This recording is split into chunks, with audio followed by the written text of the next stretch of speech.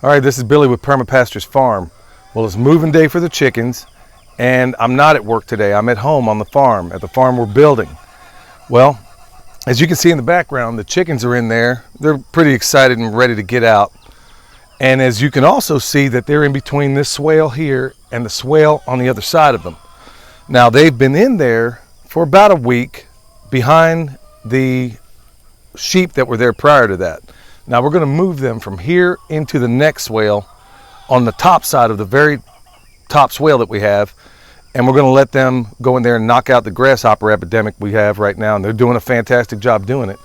And then we'll show you exactly, we're going to clean it out, and we're going to show you exactly what we do and what works for us, what's been working for us, and maybe it can work for you.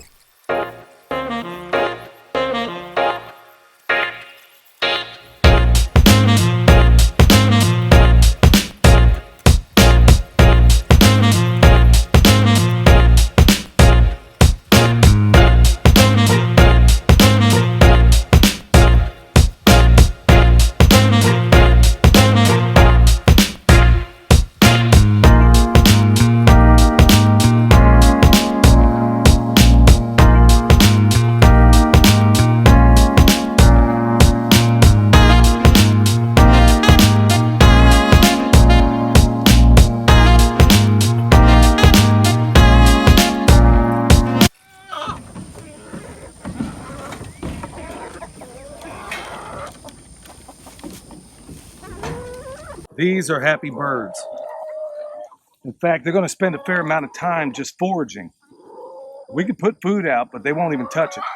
Right now, they're doing what chickens do. They're going out, they're foraging, and they're going to take care of the grasshopper issue we have. In fact, we've even taken this, electro net, and we've even put it down into the actual ditch of the swale, so they'll have the benefit of access of that area as well.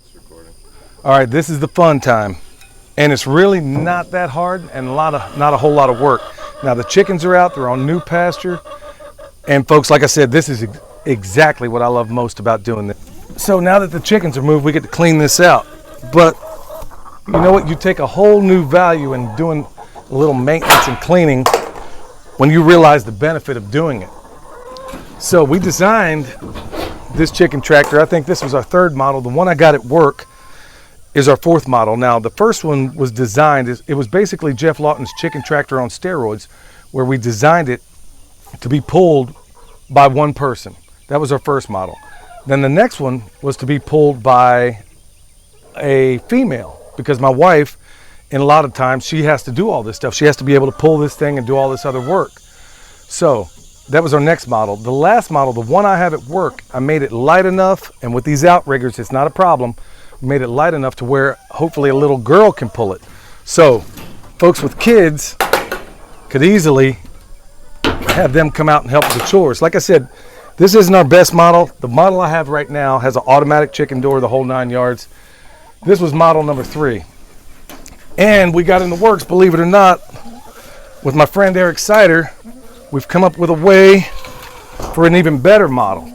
Not for the sake of just coming up with another model, but because it just makes better sense. All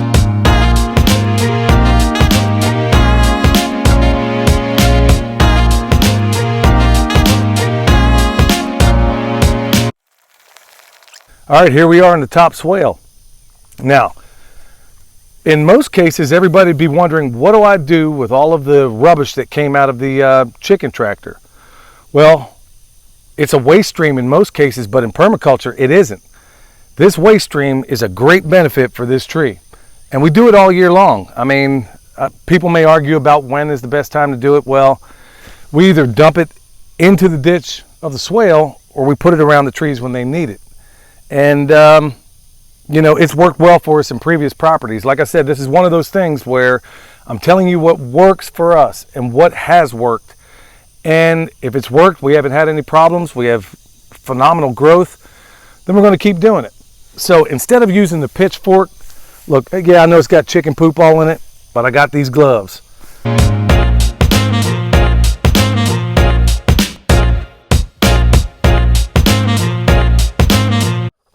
All right, everything's been done in here. These guys are, You know, we have everything around the trees. Now we got more material in the form of grass clippings that we're going to put in here. Now, like I said, typically we use the wood chips that we put in our chipper from all the unwanted trees or the branches or things like that. But right now we're using what we have most of, and right now we have no shortage of grass clippings. So we want this stuff to be relatively deep, and if you're concerned about any weed seeds or anything like that, trust me, the chickens are going to take care of all of that. That's one of their great virtues, is that they're going to, when they're in here, and let's say we don't get out early in the morning, well, they're spending time going through this stuff. Even throughout the day, they'll be in there picking through it, pecking at it, getting any bug, any weed seed, any seed of any type. If it's in there, they're going to get it out.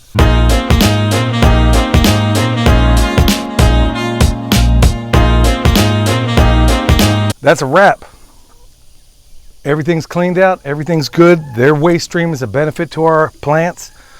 So it's a natural symbiosis if you don't do things the conventional way. So folks, like I said, I don't want to be one of those people that gives a pie in the sky theoretical solution to whatever problem you have.